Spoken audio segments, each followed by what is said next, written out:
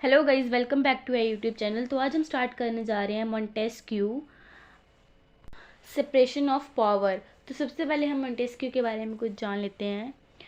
ये मिड 1600 और 1700 की बात है, जब फ्रांस और अदर यूरोपियन कंट्रीज़ में पॉलिटिक्स, फिलॉसफी, साइंस और कम्युनिकेशन में रेडिकल रिफॉर्म्स और रीओरिएंटेशन हुआ।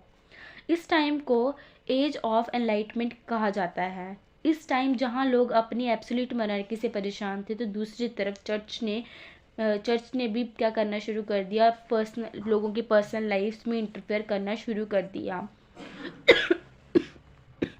चर्च जो भी लॉस बनाती थी उसमें क्या करती थी, मतलब स्ट्रिक्ट कुछ भी लॉ बना देती थी, और मतलब कि कुछ भी पर्सन को स्ट्रिक्टली पनिश कर देती थी किसी भी चीज़ के लिए।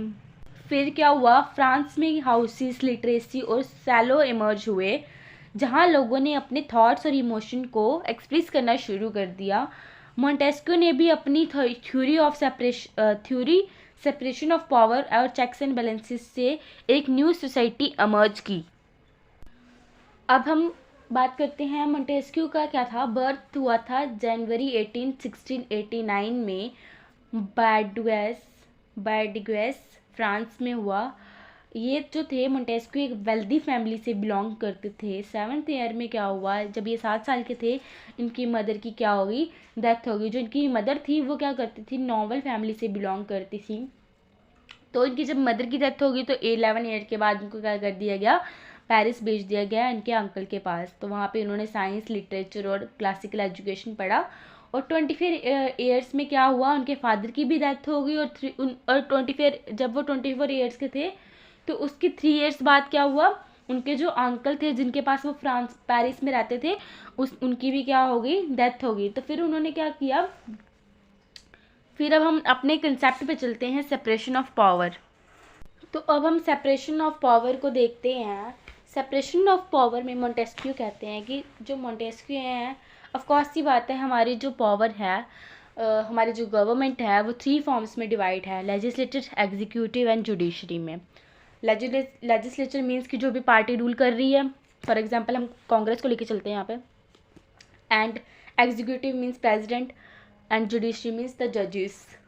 जो मॉन्टेस्क्यू थे वो क्या, अमेरिकन गवर्न सिस्टम था उससे बहुत ज़्यादा इम्प्रेस थे। तो वो अपनी जो सेपरेशन ऑफ पावर है उसमें अमेरिकन गवर्न सिस्टम के बारे में उसी के अकॉर्डिंग बताते हैं कि उन्होंने सेपरेट किया पावर को, किसमें, लेजिस्लेटिव, एग्जीक्यूटिव एंड जुडिशरी को। उसमें ये कहते हैं कि ये जो पावर्स हैं ये तीनों इक्वल हैं। मीन्स कि अगर लेजिस्लेचर का काम तो है लॉ बनाना, एग्जीक्यूटिव का काम है उसको इम्प्लीमेंट करना, और जुडिशरी का काम है इनको याद दिलाना कि इनको क्या करना है, लॉस बनाने हैं।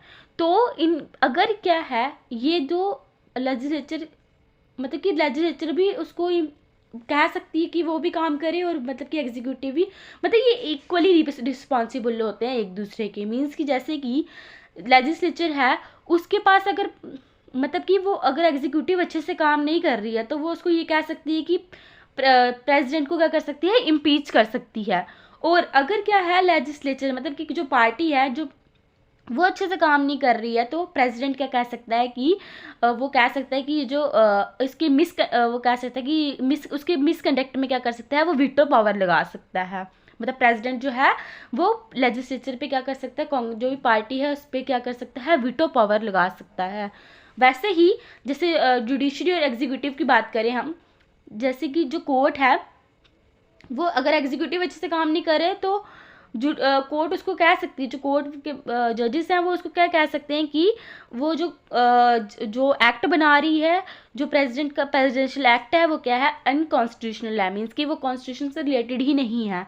और अगर जुडिशरी कभी गलत करे तो एग्जीक्यूटिव उसको कह सकती है, मतलब प्रेसिडेंट कह सकता है जजेस को कि वो क्या करेगा, नॉमिनेट कर सकता है जजेस को। नेक्स्ट हम जानते हैं किसके बीच के कि लेजिस्लेचर और जुडिशरी के बारे में। अगर लेजिस्लेचर जुडिशरी अच्छे से काम कर रही है, लेजिस्लेचर नहीं कर रही है, तो जुडिशरी उनको कह सकती है कि वो जिनका जो वर्क है वो क्या है, अनकॉन्स्टिट्यूशनल है। और अगर लेजिस्लेचर जुडिशरी अच्छे से नहीं कर रही है, तो लेजिस्लेचर भी इनको क्या, इम्पीच कर सकती है। ठीक है। तो ये जो जितनी भी पावर्स हैं ये सब क्या है, इक्वल है। मीन्स कि इसमें हम ये नहीं कह सकते कि किसी एक के पास ज़्यादा पावर है। ऐसा नहीं है कि जो लेजिस्लेचर है उसके पास सबसे ज़्यादा पावर है, नहीं। अगर लेजिस्लेचर कुछ कर सकती है तो उसके ऊपर कोई एग्जीक्यूटिव है और जो जुडिशरी है वो भी उनके ऊपर मतलब कि जो अपने रीजंस देख के उसको डिक्लाइन कर सकते हैं।